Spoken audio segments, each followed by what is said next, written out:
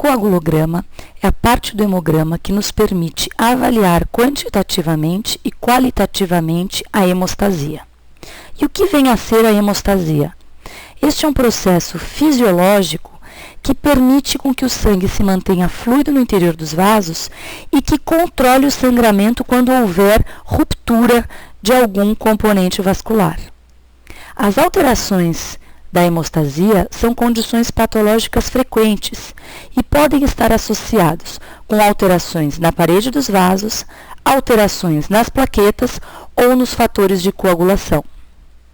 Os exames que compõem o coagulograma são tempo de sangramento, tempo de coagulação, contagem de plaquetas, tempo de protrombina e tempo de tromboplastina parcial ativado. Esses exames, individualmente, vão nos ajudar na identificação de qual dos componentes envolvidos na hemostasia estão alterados nos nossos pacientes. Assim, nós poderemos prevenir ou minimizar os quadros de hemorragia frente a procedimentos cirúrgicos na nossa prática clínica. Um dos componentes, então, envolvidos na hemostasia são as plaquetas. Essas plaquetas são produzidas na medula óssea a partir de megacariócitos e são liberadas na corrente sanguínea. Normalmente, encontra-se de 130.000 a 400.000 plaquetas por milímetro cúbico de sangue. Estas células são pequenas, com o citoplasma cheio de grânulos e vão ter um papel fundamental na estabilização de quadros hemorrágicos. Além das plaquetas, nós vamos observar presentes na corrente sanguínea fatores de coagulação. Esses fatores de coagulação vão receber um número e vão ser correspondentes a um nome. Por exemplo, o fator 1 também é conhecido como fibrinogênio, o fator 2 como protrombina, o fator 3 tromboplastina tecidual e assim por diante. Esses fatores de coagulação vão ser ativados após uma lesão vascular e vão resultar na formação de fibrina. Portanto, quando a cascata da coagulação ela é ativada, um fator vai ativando o outro até resultar na formação da fibrina. E para que serve a fibrina? Para estabilizar o coágulo, estabilizar as plaquetas, favorecendo o estancamento do sangramento. Neste diagrama, podemos observar, num primeiro ponto, a ruptura de um vaso e, em seguida, a migração das plaquetas do vaso para a parede endotelial. Essas plaquetas têm a capacidade de se aderirem umas às outras, formando o chamado tampão primário. Este tampão primário ele é bastante frágil e, portanto, ele pode ser deslocado com facilidade, levando ao sangramento novamente. No momento em que há a formação desse tampão primário, também vão ser ativados os fatores de coagulação, que vão resultar na formação da fibrina, que vai deixar este tampão mais solidificado, mais resistente e passa a ser chamado de tampão secundário, formando então um coágulo sanguíneo, estancando o sangramento. A partir daí, as células endoteliais vão se refazer e vão restabelecer o vaso, desta forma, controlando o sangramento. Portanto, através do coagulograma, poderemos detectar alterações nas plaquetas, nos fatores de coagulação e outras alterações vasculares que podem levar a quadros hemorrágicos, ou seja, a não hemostasia do paciente. O primeiro índice a ser avaliado é o chamado tempo de sangramento. Este avalia a disponibilidade de plaquetas na corrente sanguínea e a sua função, ou seja, a capacidade que essas plaquetas terão em conter o sangramento frente a uma incisão. O tempo de sangramento possui como valor médio de 1 a 3 minutos. Quando o paciente exibir um tempo aumentado de sangramento, podemos interpretar este resultado como um paciente portador de uma função plaquetária anormal, ou seja, por algum motivo, as plaquetas não estão conseguindo estancar o sangramento. Quadros como esse podem ser observados com frequência em pacientes que utilizam diariamente ácido acetil salicílico com o intuito realmente de inibir a adesão plaquetária, para principalmente evitar quadros de tromboses. Também podem ser observados em pacientes plaquetopênicos e em pacientes com insuficiência hepática. Portanto, uma das informações que nós devemos obter durante a nossa anamnese é sobre o uso de medicamentos que esse paciente fez ou está fazendo. O uso de aspirina ou anti-inflamatórios não esteroidais está associado com o aumento do tempo de sangramento, ou seja, com menor controle da hemostasia. Se nós não retirarmos esses medicamentos previamente, com pelo menos uma semana de antecedência, nós teremos um procedimento cirúrgico com um maior quadro hemorrágico. Dependendo da cirurgia que vai ser realizada, é necessário conversar com o médico responsável pelo quadro clínico do paciente e que prescreveu essa medicação, para sabermos da possibilidade ou dos riscos de ser feita a interrupção do uso desse medicamento. Em algumas situações, é preferível manter este medicamento do que o paciente ter riscos de fazer uma trombose. Entretanto, em outros casos, opta-se por reduzir, por eliminar o uso do medicamento uma semana antes do procedimento cirúrgico odontológico. Assim, em uma semana, novas plaquetas vão ser formadas e essas plaquetas novas, que não têm a ação do medicamento, poderão ter uma boa capacidade adesiva, contendo melhor o sangramento. Outro índice a ser avaliado é o chamado tempo de coagulação. Este mensura a capacidade da fibrina em formar o coágulo inicial. Portanto, a partir do tempo de coagulação, estaremos avaliando agora fatores plasmáticos envolvidos na coagulação inicial do sangue. O tempo de coagulação normal varia de 5 a 10 minutos. E usualmente ele vai estar aumentado em deficiências de alguns fatores plasmáticos, como nos quadros de hemofilia. Portanto, pacientes hemofílicos podem apresentar quadros hemorrágicos frente a procedimentos cirúrgicos ou a rompimento de vasos em função de terem uma deficiência de fatores plasmáticos. Além disso, pacientes que tenham deficiência de vitamina K ou que tomem drogas anticoagulantes podem exibir um tempo de coagulação aumentado. Contagem de plaquetas também é um dado quantitativo avaliado pelo coagulograma. Os valores normais giram em torno de 200.000 a 500.000 plaquetas por milímetro cúbico. Quando elas estão abaixo de 100.000, nós podemos interpretar como uma plaquetopenia ou trombocitopenia, porém, nós podemos imaginar que nós vamos controlar esta hemorragia com algumas manobras clínicas durante o procedimento cirúrgico. Podemos lançar mão de esponjas com fibrina, podemos utilizar eletrocautério, podemos utilizar também sutura com vários pontos para ajudar no estancamento do sangramento. Porém, pacientes que exibirem quadros com plaquetas abaixo de 50.000, a hemorragia pode estar presente e ser de difícil controle. Portanto, contraindica-se qualquer tipo de procedimento cirúrgico nesses pacientes.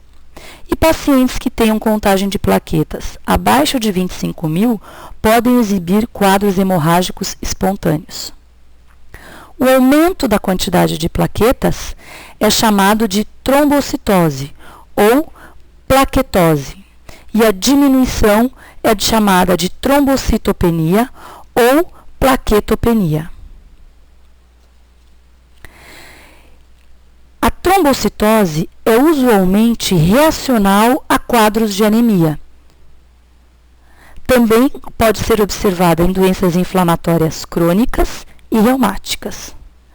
A trombocitopenia pode ser observada em pacientes que estão fazendo quimioterapia, que leva a uma destruição das plaquetas, pacientes com neoplasias malignas avançadas, após transfusão de sangue, após o uso de determinadas drogas que levam à destruição de plaquetas e após quadros hemorrágicos.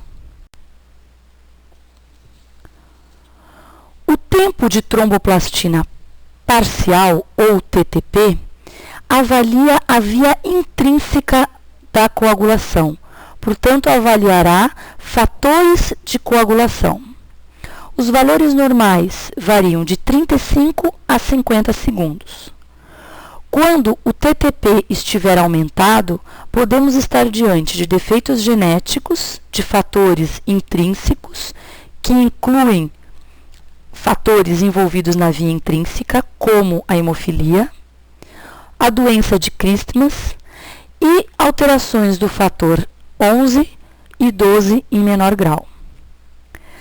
A TTP também é muito utilizada para monitorar o resultado de terapias anticoagulantes com heparina. Portanto, um paciente heparinizado vai ser monitorado através do TTP, pois a heparina age na via intrínseca da coagulação. Pacientes que na anamnese relatarem o uso de heparina constante devem ser avaliados quanto ao TTP previamente a procedimentos cirúrgicos, para se evitar quadros hemorrágicos. O tempo de protrombina avalia a via extrínseca da coagulação. Portanto, também estão sendo avaliados fatores de coagulação, porém os da via extrínseca da coagulação. Os valores normais variam de 11 a 13 segundos. A via extrínseca está ligada ao fibrinogênio, ao fator 10, ao fator 8, ao fator 5 e à protrombina. E usualmente vai estar alterado o tempo de protrombina quando os pacientes exibirem uma má absorção de vitamina K, principalmente isso ocorre em quadros de colite, diarreia crônica e doença celíaca. O monitoramento de terapia anticoagulante com cumarinos é bastante feito através do tempo de protrombina, pois este medicamento inibe a síntese hepática desses fatores. Além do hemograma, outros exames podem ser realizados a partir de amostras de sangue. Dentre eles, encontramos os exames chamados bioquímicos, que vão refletir processos metabólicos, auxiliando para o diagnóstico de doenças hepáticas, renais e metabólicas comuns. A identificação de anormalidades na parte química do sangue geralmente indica qual é o órgão que está afetado, propiciando a orientação na sequência e interpretação de processos de diagnósticos mais específicos. Podemos detectar no sangue substâncias como glicose, sódio, potássio, metabólitos como ureia, creatinina e amônia, substâncias decorrentes de dano celular como a creatinina, amilase, ferritina e fosfatase, assim como podemos identificar drogas como antibióticos, álcool e anticonvulsivantes. Dentre os exames bioquímicos, a análise da glicemia é um dos mais solicitados. A glicemia vai avaliar os níveis séricos de glicose e os valores de normalidade após jejum são de 70 a 110 miligramas por decilitro. Existem quadros em que esta taxa de glicose está aumentada, ou seja, acima de 110 miligramas por decilitro. E a partir daí, nós já começamos a chamar de estágios iniciais de diabetes. A diabetes vai estar estabelecida quando, após 2 amostras colhidas em 2 dias diferentes, o resultado for igual ou superior a 126 miligramas por decilitro. Valores abaixo de 70 equivalem a quadros de hipoglicemia.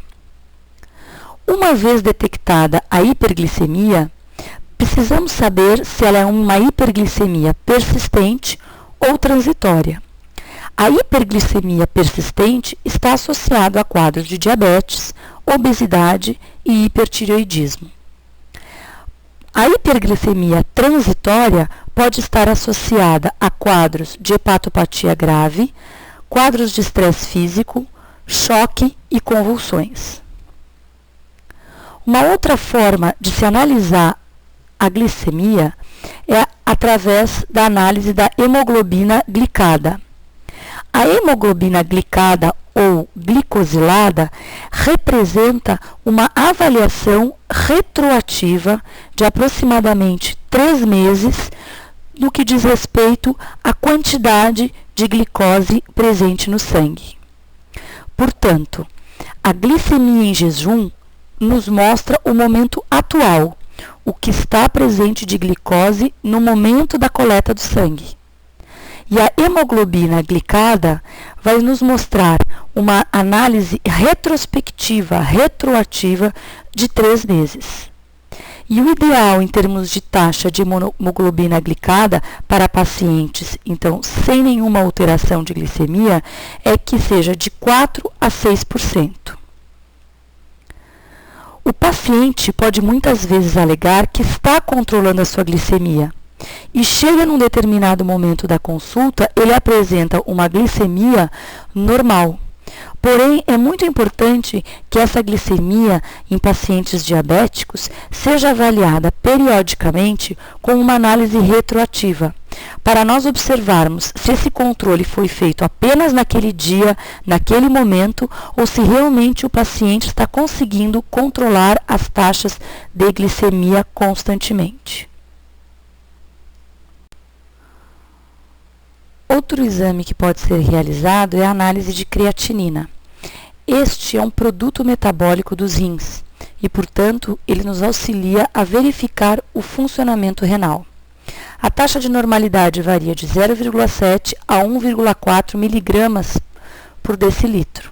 Quadros aumentados de creatinina presentes no plasma vão indicar um aumento de insuficiência ou a presença de insuficiência renal pelos pacientes. O cálcio e o fósforo são íons presentes na corrente sanguínea e que estão relacionados com a mineralização óssea. Portanto, eles devem ser avaliados conjuntamente do ponto de vista clínico. O fluxo do cálcio e do fósforo é controlado pelo hormônio da paratireoide, o paratormônio, pela vitamina D e pela calcitonina.